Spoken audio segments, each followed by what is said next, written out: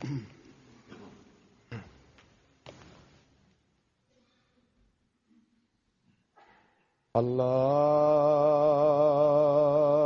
أكبر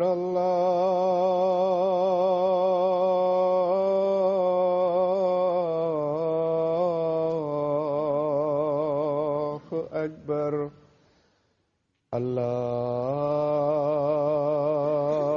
أكبر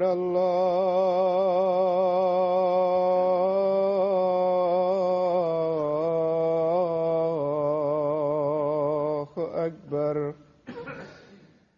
أشهد أن لا إله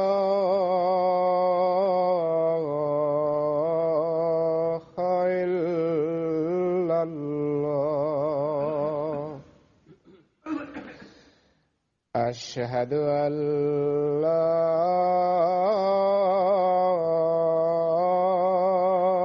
إله إلا الله. أشهد أن محمدا رسول الله.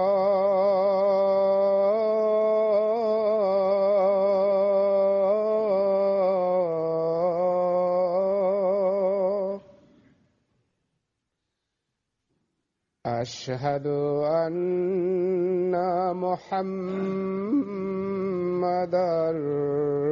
رسول الله. حي على الصلاة.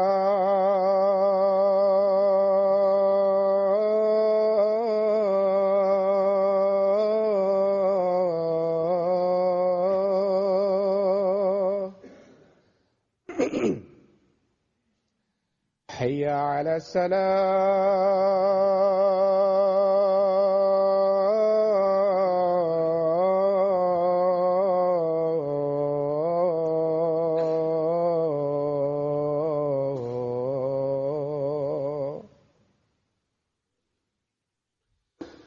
حي على الفلاح.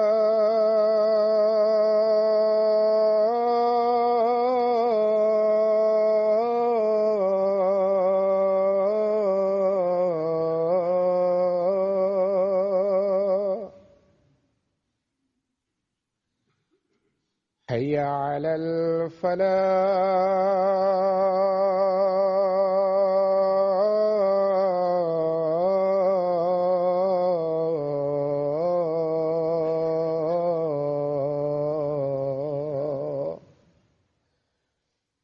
الله أكبر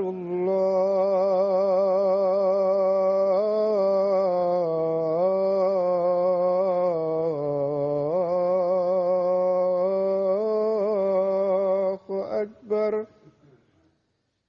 لا إله إلا الله.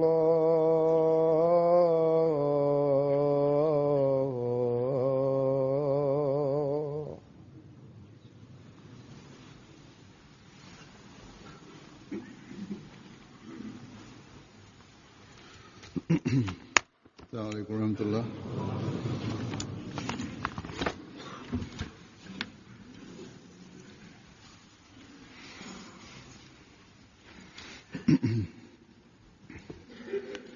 أشهد أن لا إله إلا الله وحده لا شريك له وأشهد أن محمدا عبده ورسوله. أما بعد فأعوذ بالله من الشيطان الرجيم.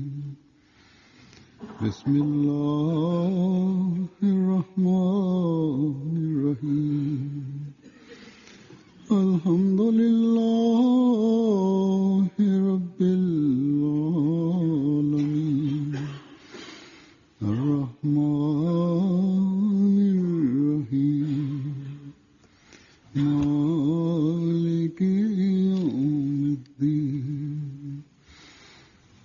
إياك نعبد وإياك نستعين اهدنا الصراط المستقيم صراط الذين أنعمت عليهم غير المغضوب عليهم ولا الضالين.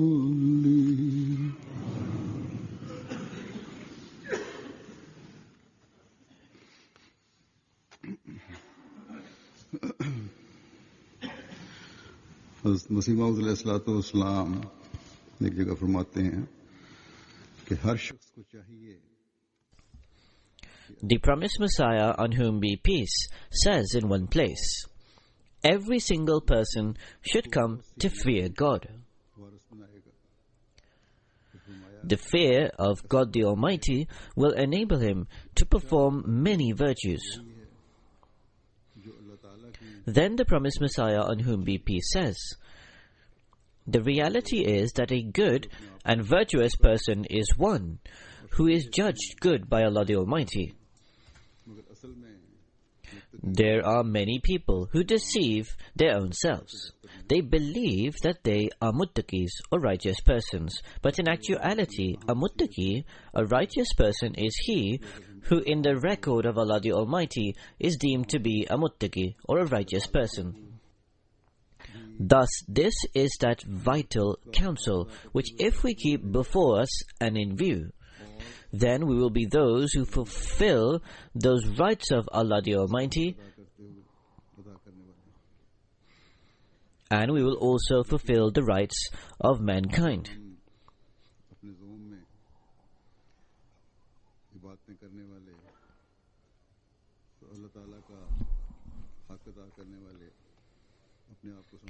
However, if in our presumptions we believe that we are those who carry out worship, who fulfill the rights of God, however, whilst doing so, we do so with any hint of pretentiousness or showing off, or that we may be indeed carrying out our worship, however, we may not be fulfilling the rights due to God's creation. Worship of this type, in the sight of Allah the Almighty, are not worship that are accepted.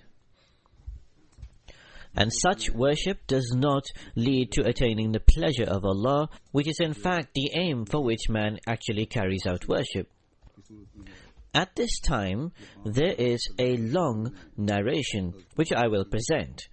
It is a counsel, or it is in the form of an advice, which the Holy Prophet Muhammad, may the peace and blessings of Allah be upon him, made to Hazrat Muaz. One day, the Holy Prophet Muhammad sallallahu alaihi wasallam stated to Hazrat Muaz,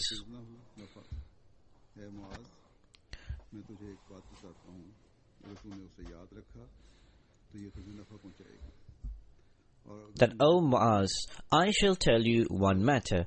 If you remember this, it will give you benefit. But if you forget this, then you will not be able to attain the blessings and grace of Allah. And to attain the satisfaction of attaining salvation, you will have no argument left.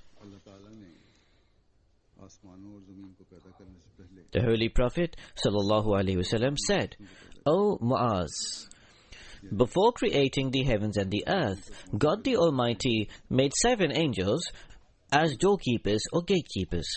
In other words, there are 7 stages or ranks of reaching the loftiest heights of spirituality.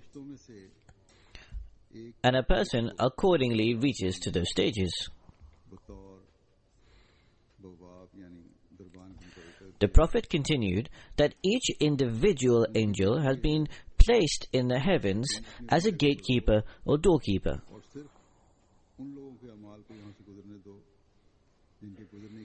Their task is to remain in their assigned positions. They should only allow the deeds of such a person to pass through, whom Allah the Almighty has permitted. The Holy Prophet Muhammad sallallahu alaihi wasallam said, those angels who look after the deeds and actions of man and write down the daily record of those deeds. These angels bring the actions of a person that he performed from the morning to night, and they head towards the heavens. These angels believe the deeds to be pure and of excellent standard. बहुत ज़्यादा ख्याल किया था, लेकिन जब वो अमाल लेकर They greatly believe these actions to be of excellent value. However, when these angels took the record of these deeds and reached to the first heaven, they said to the doorkeeper or the gatekeeper angel that we have come to present the deeds of a person before God. These deeds are extremely pure. The gatekeeper angel said, "Hold on, you are not permitted to go forth. Turn back, and whichever person these deeds belong to, throw them back in his face." The gatekeeper angel said, "Allah the Almighty has positioned me here with the instruction that I should not allow the deeds of any person who indulged in backbiting to pass through here. The person whose deeds you have come to present before God the Almighty would always indulge in backbiting. That is, he would talk behind other people's backs. The Holy Prophet Muhammad ﷺ said, some other angels brought the actions of another person and headed towards the heavens. The angels were speaking amongst one another that these deeds are very pure, and the person in question was performing these pure deeds with great abundance. Because there was not even a hint of backbiting in these actions, the first doorkeeper or gatekeeper angel of the first heaven allowed him to pass through the door. However, when they arrived at the second heaven, the gatekeeper angel called out, "Hold on, turn back, and throw the actions of this person back upon the person's face."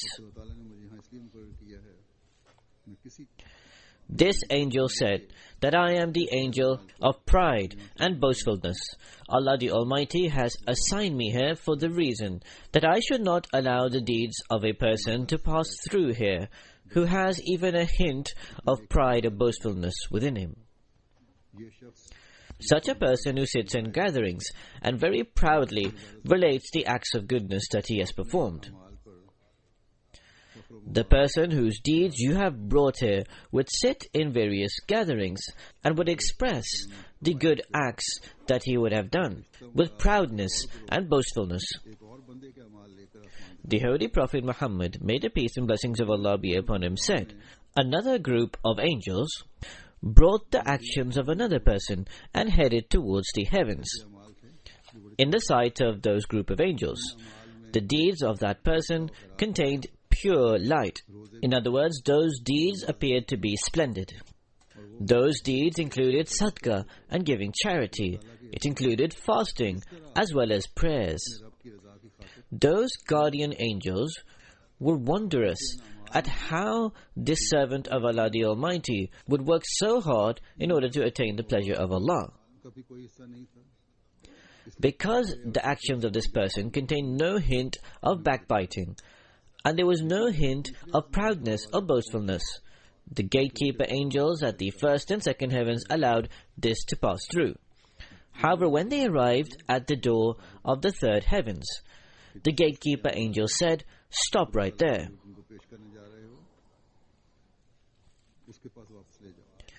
These actions of this person which you are going to take to Allah the Almighty, take them back to that person and throw his actions back onto his face." The angel said that I am the angel of arrogance. I have been placed by Allah the Almighty at the door of the third heavens with the instruction that no such action should be allowed to pass through here which has any hint of arrogance. Now, this person whose actions you have brought along with you, he was a very arrogant person, or is a very arrogant person. He believes himself to be everything, and he looks at others with disdain and contempt. He deals with them in an arrogant fashion. He sits amongst others with a stiff upper neck, or with his head held up vainly high. Although this person's actions appear good in your view, however, they are not worthy of acceptance in the sight of God. Then the Holy Prophet ﷺ said, a fourth group of angels brought the actions of another person and headed towards the heavens. In the sight of these angels, that person's actions seemed to be beautiful like shining stars. The actions of that person included prayers, included glorifying Allah, included Hajj, and included Umrah. These angels took this person's actions and passed through the various stages of heavens and passed from door to door until they reached the door of the fourth heaven. The gatekeeper angel there said, "Wait right there. Take the actions of the person who has performed them and throw them back onto his face." The angel stated that I am the angel of self-conceit. Allah the Almighty has instructed me that I should not allow the actions of a person, which includes vanity and conceit, to the extent that he considers his own self as equal to God. And self-conceit is found in him, and in whom does not have a sense of being a servant of Allah the Almighty, cannot be allowed to pass through the door of this fourth heaven.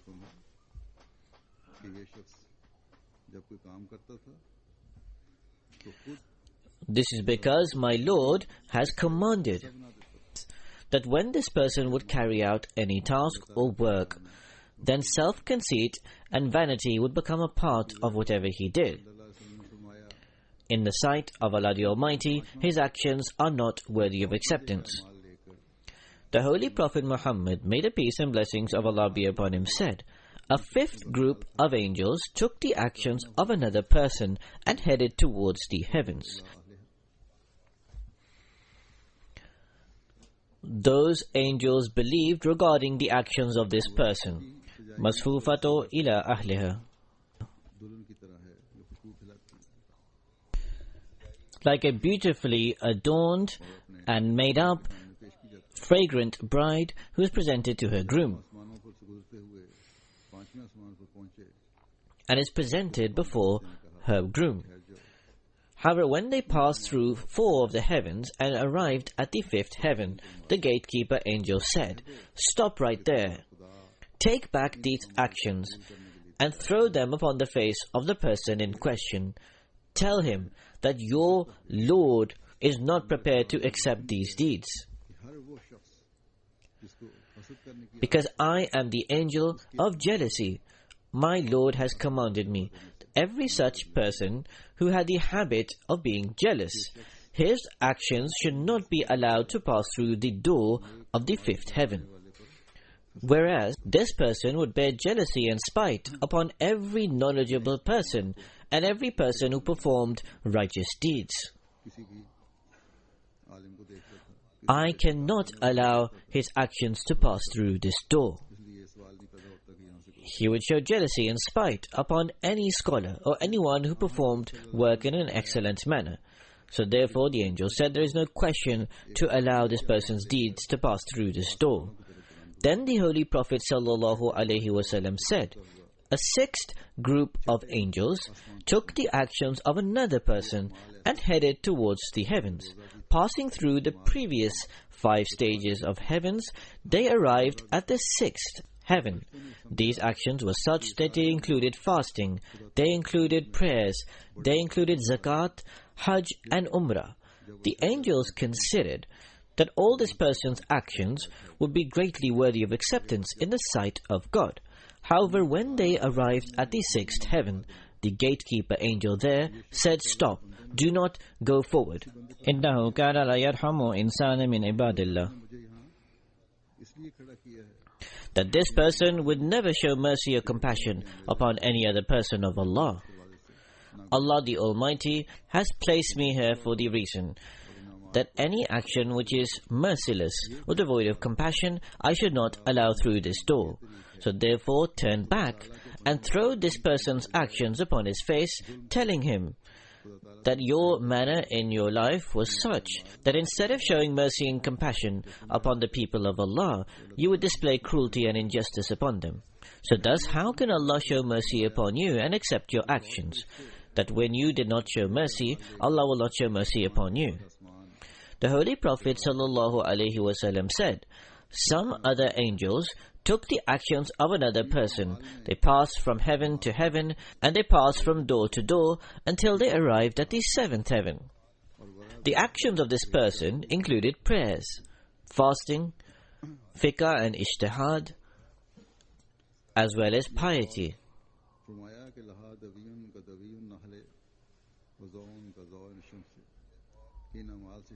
And said, Laha daviyun kadaviyun nahle, gazon gazon shamse.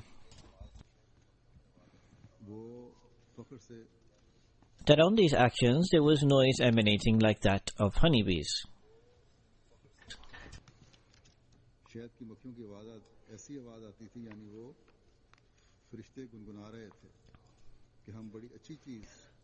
That is to say, there was such noise like honeybees that coming, that in other words, it was the angels who were making this honeybee-like noise, that we are taking something splendid to present before Allah the Almighty. Those actions were illuminating like the sun. With it, there were 3,000 angels. In short, there were so many actions which were so heavy that there were 3,000 angels who were lifting those deeds. When they arrived at the door of the seventh heaven, the gatekeeper angels who was assigned there stated, "Stop, you cannot go forward.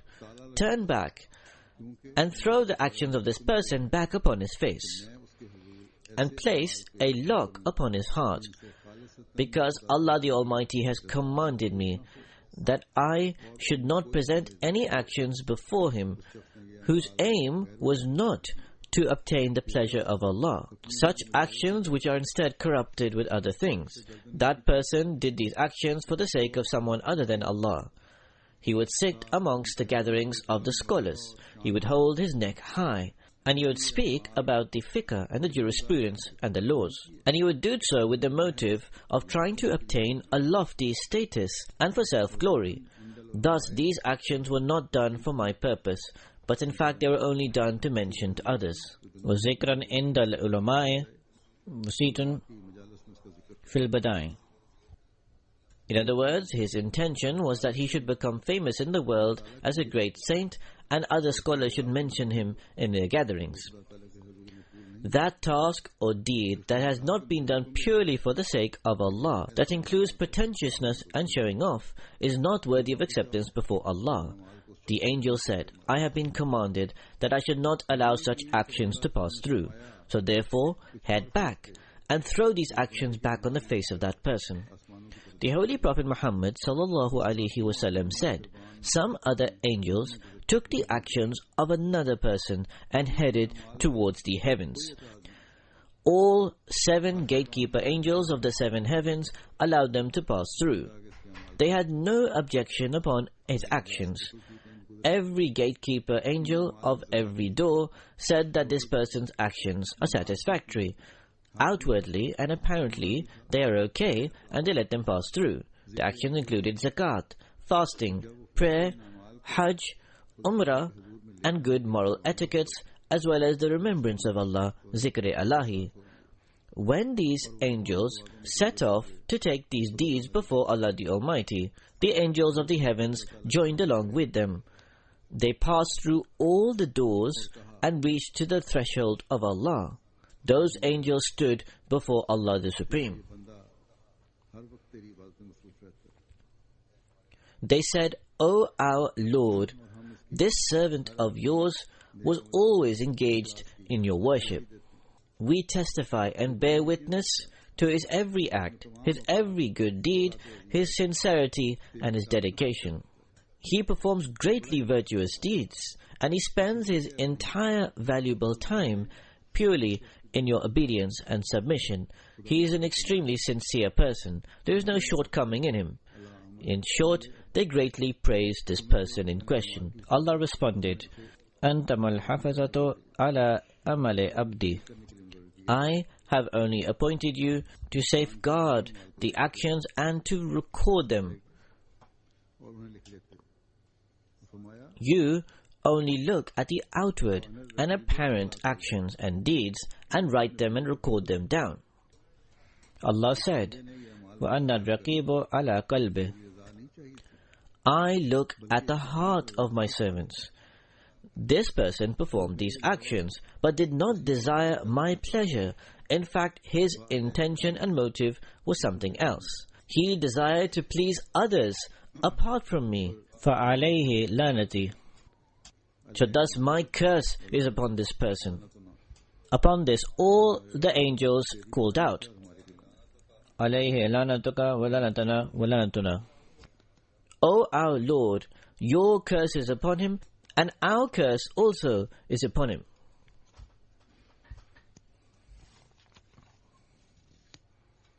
सातों आसमानों और उनमें रहने वाली सारी मखलूक ने इस पर लानत करनी शुरू कर दी या इस पर लानत करनी शुरू कर All the people within the seven heavens started cursing him, or they would start cursing him. Hazrat Mu'az radiallahu ta'ala anhu, may Allah be pleased with him, heard this counsel or advice from the Holy Prophet Muhammad sallallahu alaihi wasallam, and his heart started trembling. Hazrat Mu'az stated, Ya Rasulullah, O Messenger of Allah, कैसे नजात हासिल होगी that if this is the fate or the state of these deeds, then how can we obtain salvation? आपने फरमाया इक्तदा भी And how can I attain salvation from the anger and wrath of Allah? The Holy Prophet sallallahu alaihi wasallam said, एक बंदा follow my sunnat, my practice, and remain steadfast in its firm belief इसलिए तुम that a servant of Allah, however many good actions he may perform, there most certainly is some weaknesses or shortcomings within it. Therefore never boast of your actions. That our Lord and our Allah is such that despite all these shortcomings and weaknesses, He forgives His servant. وَحَافِظُوا عَلَى لِسَانِكَ. And look, safeguard your words and utterances. Through it, do not inflict any harm or suffering upon any else. Do not utter any bad word from your mouth. وَلَا تُزَكِّ نَفْسَكَ عَلَيْهِمْ. And do not consider yourselves as more righteous or pious than others, and nor announce your goodness or piety. وَلَا تُدْخِلْ عَمَلِ الدُّنْيَا بَعَمَلِ الْآخِرَةِ. Those actions that you perform to obtain the pleasure of Allah the Almighty for benefit in the hereafter should not be mixed with worldly things. وَلَا تُمَزِّكِ النَّاسَ فَيُمَزِّكُكَ كِلَابُ النَّارِ. And do not try to create disorder and strife amongst people, and do not try to tear them apart. If you try to do this, then on the day of judgment, the dogs of hell will tear you apart. रिया के तौर पर दुनिया के सामने पेश नहीं किया करो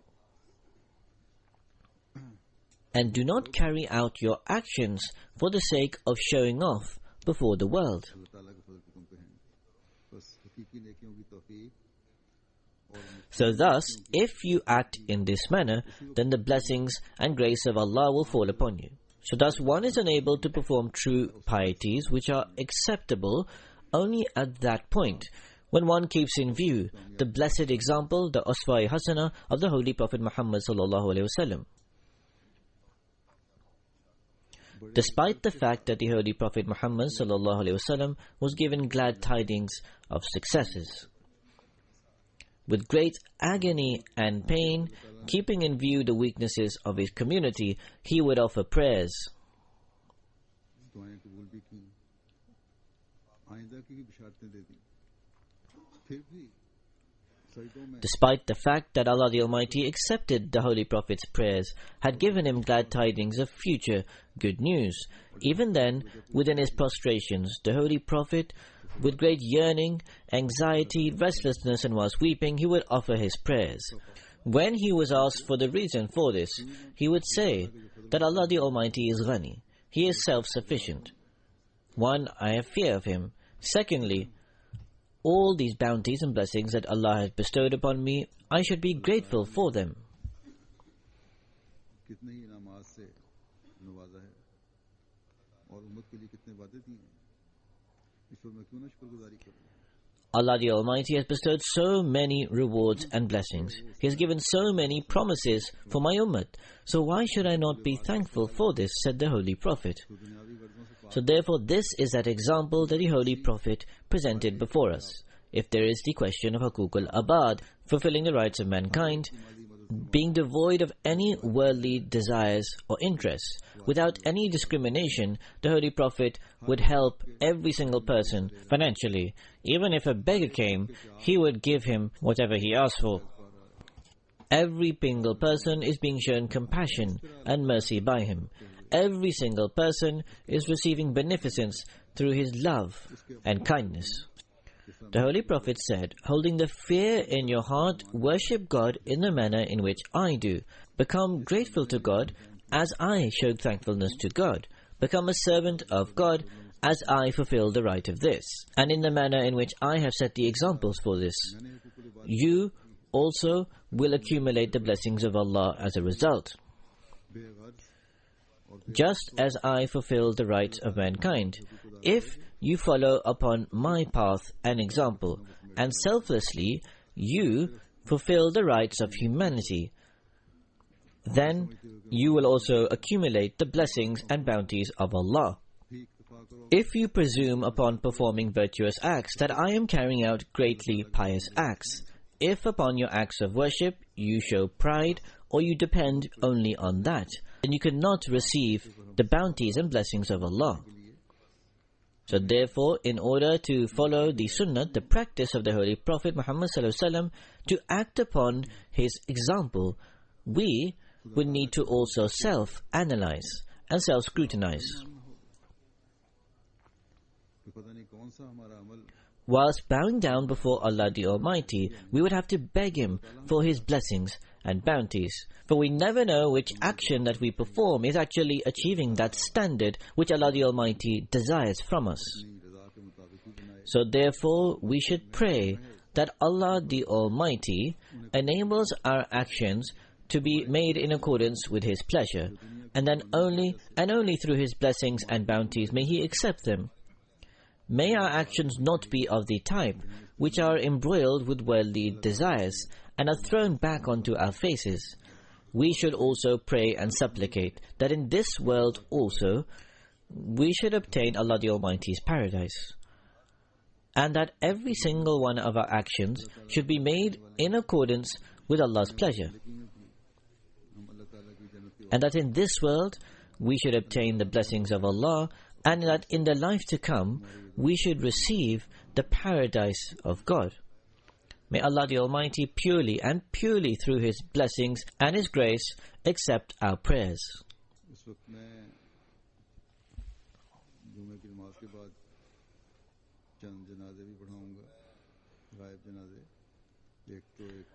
At this time, after the Friday prayers, I shall also lead some funeral prayers in absentia.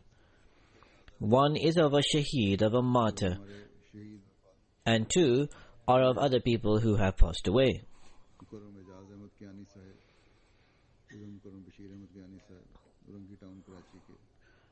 The martyred is Mr. Ijaz Ahmed Kiani, son of Mr. Bashir Ahmed Kiani of Arangi town, Karachi. He was martyred on 18th of September. Inna lillahi wa inna ilayhi raji'un. Surely to Allah we belong, and to Him we shall return. Two unknown assailants fired at him in Arangi town and martyred him. According to the details, Mr. Ijaz Ahmed Kiani, on 18th of September 2013 in the morning at 7:30, was leaving for his work from home on his motorbike. He had only set off a short distance when, according to eyewitnesses, when he reached a speed breaker and his motorcycle reduced in speed, two motorcyclists approached him closely. Two of the bullets they fired near to the side of his ribs, through which he fell off his motorcycle. After falling down, he tried to get up, upon which the attackers fired at him from in front. In order to save himself, he placed his right hand in front, through which they fired at his hand. They then fired 3 bullets upon his chest. When he fell down, they also fired one bullet at the back of his head from behind, as a result of which he could not survive his injuries and was martyred on the spot. Inna lillahi wa inna ilayhi raji'un. In the previous month, on 21st August, his brother-in-law, respected Zahoor Ahmed Kiani, was also martyred in the same area. Mr. Ijaz Ahmed Kiani, that is in the family of the martyred, Ahmadiyyat started through two of the paternal uncles of his father, Mr. Muhammad Yusuf Kiani and Mr. Muhammad Saeed Kiani. Both were unable to take the initiation in 1936, and thus had the good blessing or fortune of entering into Ahmadiyyat. Both his father and his uncle, that is, the two uncles of his father, were extremely learned and knowledgeable. They were unable to take the bayat and enter into Ahmadiyyat after great research. The family of the martyred hailed from Brahmkot, Azad Kashmir. The martyred was born on the 1st of December in 1984 in Karachi. He studied his education until the inter in Karachi itself. Then 5 years ago, he was employed in the Pakistan Military Ordnance as a civilian driver. At the time of his martyrdom, he was 29 years old. He was married in 2009 with Subia Sahiba, who is the daughter of Mr. Raja Abdur Rahman of Kashmir. The martyred was extremely sincere, very gentle and very quiet. In terms of serving the Jamaat, he would always show obedience and compliance. Whenever he was called for any duty, he would always show complete obedience. His brother, Mr. Ijaz Ahmed Kiani, informed that one day before the martyrdom, he mentioned his brother-in-law had been martyred, Mr. Zahoor Ahmed Kiani, and broke down in tears. He would greatly respect his martyred brother-in-law, Mr. Zahoor Ahmed Kiani, and would give him the status of a father or elder brother. After the brother-in-law's martyrdom, there was not a day which he did not go to his house and ask after his family. The martyrdom of his brother-in-law left a deep impact upon him. The mother of the martyred informed that after 4 daughters, after great prayers, Allah the Almighty bestowed this son. He would speak after thought or consideration. He showed great love towards me. When he would go for duty, he would shake my hand and then say goodbye. He would take special care of my medication. He would take care of his sisters as if he was the elder brother.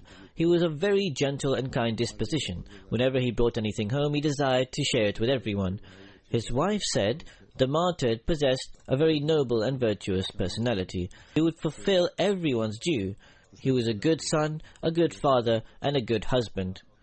Whenever she would be worried or concerned about anything, he would reassure her, and he would draw her attention towards Allah the Almighty. He would show great love and compassion to the children. Regarding the brother-in-law who had been martyred in the previous month, he would say repeatedly that if only I had been in his place. The martyred leaves behind, apart from his parents, his respected wife, one daughter, Durri Adan Ijaz, who is 4 years, and one son, Burhan Ahmed, who is of 1.5 years old. The circumstances in Karachi are particularly adverse in this sense. There seems to be a specific group who are targeting Ahmadis. For this very purpose have they been assigned.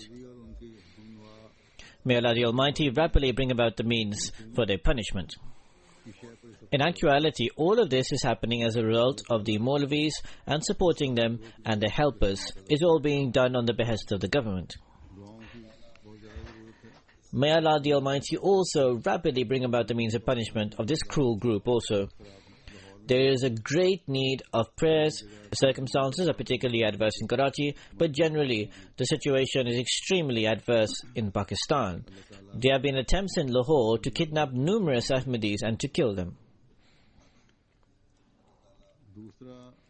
May Allah the Almighty keep all Ahmadis in His protection and safety.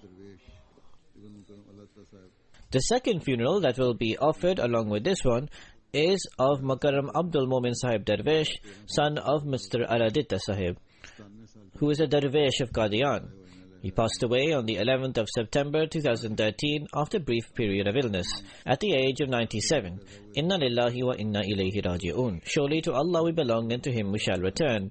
In 1906 he was born in Sindh. He was thereafter brought up in Faisalabad, and he also acquired his education and tarbiyat there. In perhaps 1945, he came to Qadian to acquire religious knowledge. There he had his first marriage, but as a result of the partition it could not remain, and no children were born from that first marriage. The second marriage was in his period of Darweshi, in Orissa, with the granddaughter of Sayyid Wasikuddin, the companion of the promised Messiah ﷺ, and the elder daughter of Sayyid Muhyiddin Sahib. Her name was Abdullah Famida Sahiba. There were 8 children born from her. There were 5 sons and 3 daughters. All 5 of his sons are serving the Jamaat in some capacity. His period of life living as a dervish was with great simplicity and with great forbearance and patience. He would get by with various works such as shopkeeping and other work. He would work in the visitor's office. He would greatly carry out preaching to non-Muslims. He also worked as a muballigh in the village area. In this period, he attained a degree of Adil Fazil. He was very regular in fasting and prayer. He was extremely sincere, loyal and dedicated. Despite his weaknesses and frailty, until his final age, he would offer his prayer in congregation by standing up. He had great love for the Holy Quran. He would regularly recite it, and the deceased was also a Musi. The third funeral is of Mukarram Shaykh Rahmatullah Sahib, who after a brief period of illness passed away on the 12th of September at the age of 94. Inna lillahi wa inna ilayhi raji'un. In 1943, at the age of 24, he accepted Ahmadiyyat. In the beginning, he worked as a clerk in the American Embassy in Delhi. Then in 1946, first in Lahore, then after 1 year in Karachi, he was transferred, where with Chaudhry Shahnawaz Sahib, and started a business dealing with medications. He did not have anywhere to live, so he would sleep in the office. In 1950, with the help of Chaudhry Shahnawaz Sahib, he started his own business. Allah the Almighty infused great blessings into that business. His worldly education was only until the matriculation, but he seemed to be very well learned and well educated. Everyone thought he was highly educated. In 1950, he was appointed as a Naib Amir of Karachi Jamaat. In the disorder of 1953, Hazrat Muslih Maud, the second Khalifa, temporarily appointed him in the place of Chaudhry Abdullah Khan Sahib as the Amir Jamaat Karachi, because at that time Chaudhry Sahib was a worker of the government and there was a possibility he would be removed. So after the illness of Chaudhry Sahib, he continued to work as the Amir in Karachi. He remained serving on this office until 1964. It is written in the history of Karachi regarding 1953 that in the disorder of 1953, Hazrat Muslih Maud in Karachi also formed a separate Sadr Anjuman Ahmadiyya. He was appointed as a Nazir-e-Ala there in Karachi. During the period of the long illness of Hazrat Muslih Maud, there was a Nigran board that was formed and he remained a member. He was extremely loyal to Khilafat, he was honest and very trustworthy. He was very prayerful and someone who gave immense financial sacrifices. He was a very generous person and very devout. Regarding his bond with Khilafat, he kept a great connection with Khilafat after Khilafat. He had the feeling and realization of even the smallest pain or suffering. He would financially support friends, relatives, and those in need. And his circle of friends was very wide. His friends were spread all over the world. As a result of this wide scope of contacts, he would also do preaching. With the grace of the Almighty Allah, he was a Musi. One of his sons, Dr. Nasim Rahmatullah Sahib, is for a long period of time Sadr Jamaat of Cleveland and the Naib Amir of the USA Jamaat. He is also the chairman of the Jamaat website, alislam.org. His second son, Sheikh Rahmatullah Sahib, is a Naib Amir of the Faisalabad Jamaat. Similarly, the Central Mushawarati Board of the Markaz in Pakistan of Sanat al-Tijarat of Trade and Industry, he is the Sadr of it. One of his daughters, Jamila Rahman Sahiba, here also has served in the Lajna for some period. Ghulam Rahmani Sahib has been the Secretary Visaya for a long period of time here in the UK. Similarly, the younger daughter, Nudrat Malik Sahiba, who is the Sadr Lajna of the Columbus Jamaat and also the regional Sadr of East Midwest in the USA. May Allah the Almighty enable all the deceased to be elevated in rank, and may the family who have been left behind to be granted patience and forbearance. In particular, the parents of that martyred man. May Allah the Almighty grant them patience and forbearance, and may his young children, may Allah the Almighty be their guardian and keep them under his protection and peace. Secondly, inshallah, God willing, I will be going on tour for a few weeks. Pray that Allah the Almighty makes the tour blessed in every respect, and through the grace and blessings of Allah, that the objectives can be fulfilled.